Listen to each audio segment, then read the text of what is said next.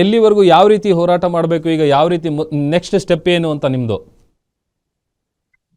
ನಮ್ಗೆ ಸಂಪೂರ್ಣವಾಗಿ ನಮ್ಗೆ ಸ್ವತಂತ್ರವಾಗಿ ನಾವು ಮೂಡುಬಿದ್ರೆ ಪರಿಸರದಲ್ಲಿ ಸ್ವತಂತ್ರವಾಗಿ ನಾವು ಬದುಕಬೇಕು. ಯಾವುದೇ ಹೆಣ್ಣು ಮಕ್ಕಳಿಗೆ ಸ್ಟೇಷನ್ಗೆ ಹೋದ್ರೆ ಸರಿಯಾದ ನ್ಯಾಯ, ಯಾವುದೇ ಸ್ಟೇಷನ್ಗೆ ಯಾವುದೇ ಹೆಣ್ಣು ಮಗಳು ಯಾವುದೇ ಸ್ಟೇಷನ್ಗೆ ಹೋದ್ರೆ ಸರಿಯಾದ ನ್ಯಾಯ ಸಿಗ್ಬೇಕು. ನಾವು ಹೆದರ್ಕೊಂಡು ಅಯ್ಯೋ ಅಲ್ಲಿ ಆ ಪೊಲೀಸ್ ಇದ್ದಾರೆ ಈ ಪೊಲೀಸ್ ಇದ್ದಾರೆ ನಮ್ಗೆ ಹೋಗಕ್ ಆಗಲ್ಲ, ಆ ತರ ಪರಿಸ್ಥಿತಿ ಬರಬಾರ್ದು. ಅಷ್ಟೇ ನಾನು ಇದ್ ಮಾಡೋದು. ಈಗ ನಿಮ್ಗೆ ಒಂದು ವೇದಿಕೆಯನ್ನ ಕಲ್ಪಿಸ್ಕೊಟ್ವಿ, ನೀವು ಗ್ಯಾರಂಟಿ ನ್ಯೂಸಿಗೆ ಬಂದಿದ್ರಿ, ನಿಮಗೆ ಸಮಾಧಾನ ಆಯ್ತಾ ಈಗ ಆತನ ಸಸ್ಪೆಂಡ್ ಮಾಡಿರೋದಕ್ಕೆ? ಹೌದು ಸರ್, ತುಂಬಾ ಸಮಾಧಾನ ಆಯ್ತು. ತುಂಬಾ ಥ್ಯಾಂಕ್ಸ್ ನಿಮ್ಗೆ, ಗ್ಯಾರಂಟಿ ನ್ಯೂಸ್ ಚಾನೆಲ್ಗೆ ತುಂಬಾ ಥ್ಯಾಂಕ್ಸ್. ನನ್ನ ಹೋರಾಟಕ್ಕೆ ನೀವು ಕೈ ಜೋಡಿಸಿದ್ರಿ. ತುಂಬಾನೇ ಧನ್ಯವಾದಗಳು. ನೋಡಿ, ಯಾರೋ ಹೆಣ್ಮಕ್ಳ ಪರವಾಗಿ ಮಾತಾಡಿ.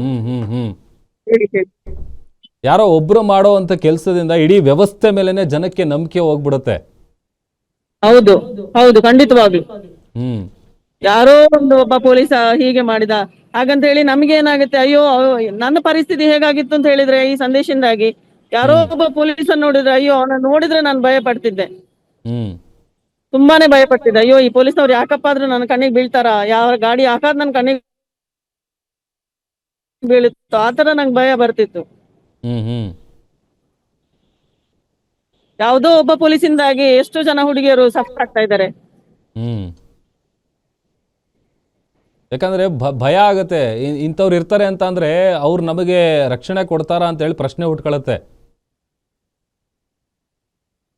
ಖಂಡಿತವಾಗ್ಲು ಅದೇ ನಮಗೆ ಏನೇ ಆದ್ರೂ ನಾವು ಹೋಗ್ಬೇಕಾದ್ರು ಪೊಲೀಸ್ ಸ್ಟೇಷನ್ಗೆ, ಅಲ್ಲಿಗೆ ಹೋಗಕ್ಕೆ ನಾವು ಆಗಲ್ಲ, ನಾವು ಅಲ್ಲಿಂದ ಎಲ್ಲಿ ಹೋಗೋಣ ಆ ಪ್ರಶ್ನೆ ಬರುತ್ತೆ ನಮಗೆ. ಇನ್ನೊಂದ್ ಕಡೆ ಹೋದ್ರೆ ನ್ಯಾಯ ಸಿಗುತ್ತಾ, ಏನಾಗುತ್ತೋ ಏನೋ, ಅದೊಂದು ಭಯ ತುಂಬಾ ಕಾಡ್ತಿತ್ತು ನನಗೆ. ಯಾಕಂದ್ರೆ ಪೊಲೀಸರ ವಿಚಾರದಲ್ಲಿ ಅದೇನೇ ಭಯ, ಯಾಕಂದ್ರೆ ಇಲ್ದಿರೋ ಕೇಸ್ಗಳು ಹಾಕ್ತಾರೆ, ಈ ತರದೆಲ್ಲ ನಾವು ಕೇಳ್ಪಡ್ತಾ ಇರ್ತೀವಲ್ಲ, ಅದಕ್ಕೆ. ಹೌದು. ಥ್ಯಾಂಕ್ ಯು ಇಷ್ಟೊತ್ತು ಗ್ಯಾರಂಟಿ ನ್ಯೂಸ್ ಜೊತೆ ಮಾತನಾಡೋದಕ್ಕೆ. ಮತ್ತೊಂದು ಕಡೆ ಸಾಕಷ್ಟು ವಿಚಾರ ಹೇಳ್ತಾ ಇದ್ರು, ಯಾಕಂತಂದರೆ ನಾನು ಹೇಳ್ತಾ ಇದ್ದೆ, ಒಂದು ಇಡೀ ವ್ಯವಸ್ಥೆ ಮೇಲೇ ನಂಬಿಕೆ ಹೋಗುತ್ತೆ.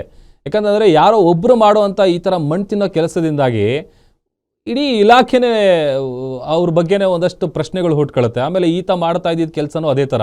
ಆಮೇಲೆ ಈಗಲೂ ಕೂಡ ಯಾರು ಈತನ ಕಾಮತೃಷೆಗೆ ಈತ ಹೇಗೆ ಬಳಸ್ಕೊಂಡಿದ್ದ, ಆಮೇಲೆ ಹೆಂಗೆ ಈತ ಸ್ಕೆಚ್ ಹಾಕ್ತಾ ಇದ್ದ, ಹೆಂಗೆ ಹೋಗ್ತಾ ಇದ್ದ, ಹೆಂಗೆ ಟ್ರ್ಯಾಪ್ ಮಾಡ್ತಾ ಇದ್ದ, ಆಮೇಲೆ ಯಾವ ವಿಚಾರ ಇಟ್ಕೊಂಡು ಅವರಿಗೆ ಬ್ಲ್ಯಾಕ್ ಮೇಲ್ ಮಾಡ್ತಾ ಇದ್ದ, ಈ ಎಲ್ಲ ವಿಚಾರಗಳನ್ನು ಕೂಡ ನಾವು ಗಮನಿಸಿದ್ದೀವಿ. ಬಟ್ ಈಗಲೂ ಕೂಡ ಅವ್ರು ಹೇಳ್ತಾ ಇದ್ದಾರೆ, ಗ್ಯಾರಂಟಿ ನ್ಯೂಸ್ಗೆ ಧನ್ಯವಾದ ಹೇಳಿದ್ರು, ಅದ್ರ ಜೊತೆಗೆ ವೇದಿಕೆಯನ್ನು ಕಲ್ಪಿಸ್ಕೊಟ್ಟಿದ್ದಕ್ಕೆ. ಹಾಗೇನೆ ಸಾಕಷ್ಟು ವಿಚಾರವನ್ನು ಹೇಳ್ತಾ ಇದ್ರು. ನಾವು ಈ ವಿಚಾರನ ಇಲ್ಲಿಗೆ ಬಿಡೋದಿಲ್ಲ, ಕೋರ್ಟಿಗೆ ಹೋಗ್ತೀವಿ. ಜೊತೆಗೆ ಈಗ ಒಂದು ಸ್ವಲ್ಪ ಸಮಾಧಾನ ಅಂತೂ ತಂದಿದೆ ಆತನನ್ನು ಸಸ್ಪೆಂಡ್ ಮಾಡಿರುವಂಥ ವಿಚಾರವನ್ನು ಸ್ವತಃ ನೊಂದ ಸಂತ್ರಸ್ತೆ ಹೇಳ್ತಾ ಇದ್ರು.